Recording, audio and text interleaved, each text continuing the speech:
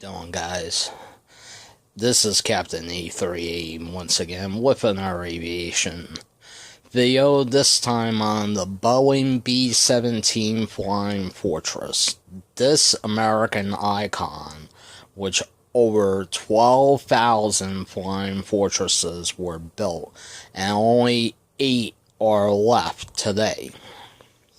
Now, the first flight of the Y1B17 made its main flight in 1936, and it was later destroyed in an accident while the pilot forgot to release the brakes at right field, and everyone on board was killed. The program was almost in trouble, but when the aircraft was first unveiled to the media, one from the media had gave the B-17 its name, the Flying Fortress.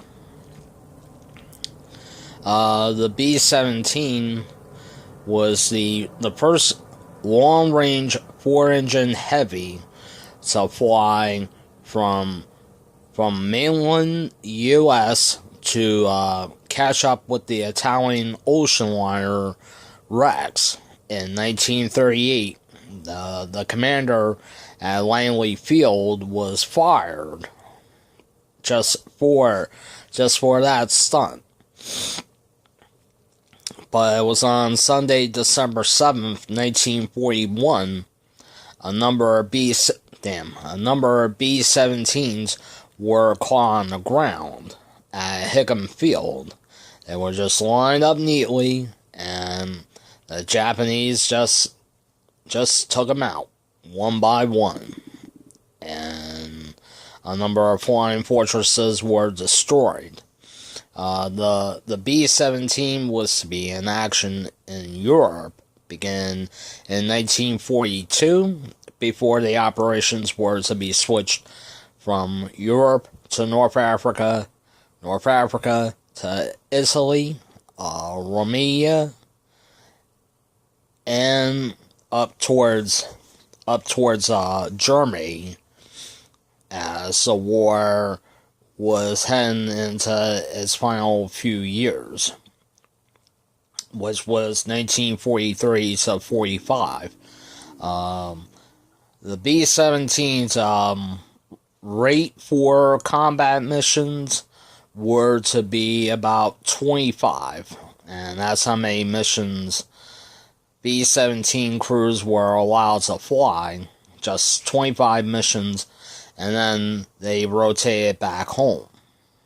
And they had the opportunity either stay in the Air Corps or finish the war out with their families. And only the Memphis Belle that completed its 25th and final mission in 1943.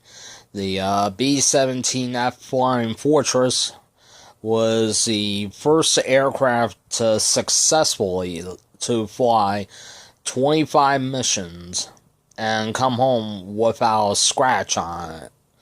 The aircraft was later put into storage, but it was a reporter from Memphis who saw the B-17 and started a drive to bring the aircraft from Oklahoma to Tennessee, where the aircraft was to be preserved. And they had a little problem with the B-17. They at first they placed it on Mud Island when the plane was first opened underneath a parachute.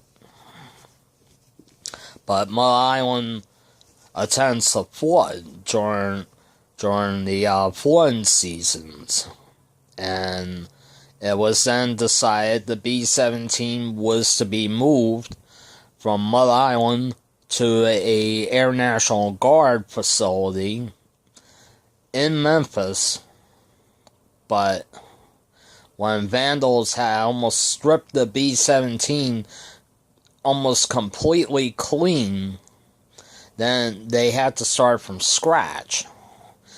And it took years. But the B-17 was not fully restored until the U.S. Air Force stepped in and took the Memphis Belle from Memphis to Ohio to Wright-Patterson Air Force Base Museum, where the plane is undergoing full restoration. Now, other B-17s, for example, were not so unfortunate.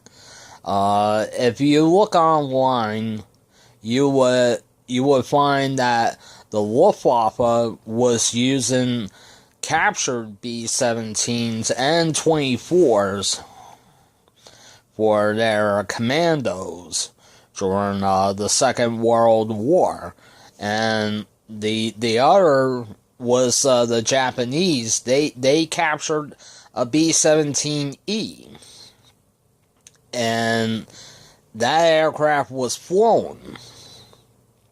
The basic combat variants of the Flying Fortress, the B-17E, F, and G. The G was the last. It featured a chin turret located on, in the bombardier section, and a ventral ball turret.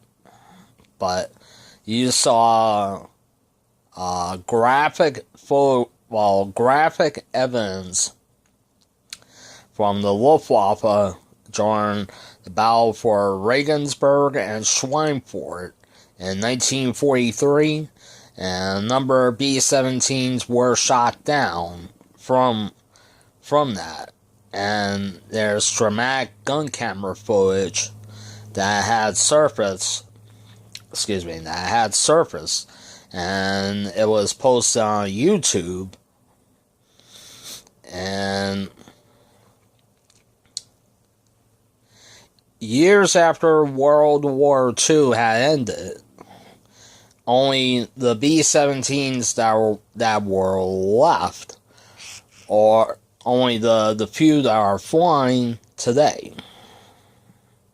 That includes Yankee Lady and Dave Talashay's Memphis Belle, which is actually a B-17G, and a B-17 just outside of the States in England, nicknamed Sally B, but it was known affectionately as the Memphis Belle.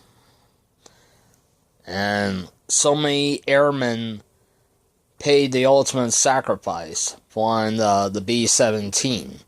Some of them end up as POWs, and others did not come home at all. And my heart goes out to the families who lost sons during the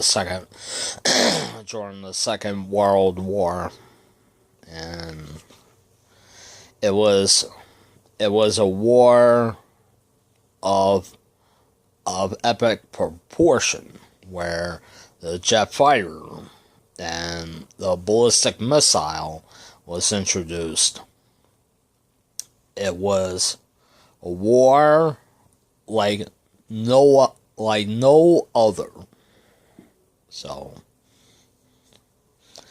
that's it on the B-17 Flying Fortress. To know more about the Flying Fortress, log on to airliners.net, where they have great photos of the Flying Fortress, and jetphotos.net, which is the great way to fly. And they have photographs